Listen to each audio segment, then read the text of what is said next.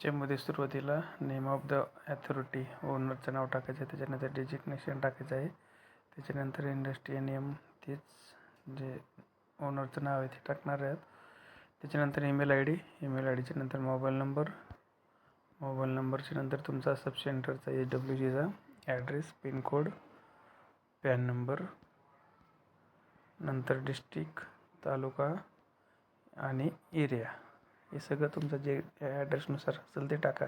HWCचा detail list of planning अथॉरिटीमध्ये ओनरचंच नाव टाकायचं आहे. त्याच्यानंतर permission name of the planning authority त्याच्यामध्ये EMOचं नाव टाकायचं आहे. आणि त्यानंतर पार्टनर अँड अदर डिटेलमध्ये नेममध्ये EMOचं नाव, त्यांचा PSCचा ॲड्रेस आणि मोबाईल नंबर EMO सरांचा. त्याच्यानंतर कंपनी रजिस्ट्रेशन नंबरमध्ये NIN नंबर टाकायचा आहे आणि त्याच्यानंतर लास्टला कॅप्चा टाकून सबमिट करायचं आहे. आता त्याच्यानंतरची मी तुम्हाला प्रोसेस दाखवतो. त्याच्यानंतर तुम्हाला ईमेल आय डीवरती त्याचा email I D, text message आणि ईमेल आय डी हा टाकायचा आहे. त्याच्यानंतर ईमेल आय डी आणि त्याचा पासवर्ड टाकल्यानंतर कॅप्चा करून लॉग इन करायचे आहे.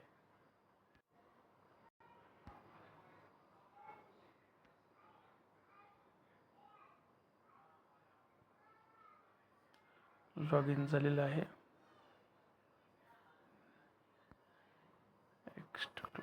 त्याच्यानंतर तुम्हाला प्रोसेस दाखवत आहे.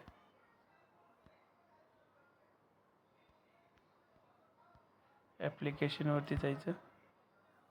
ॲप्लिकेशनवरती गेल्यानंतर बायोमेडिकल वेस्टमध्ये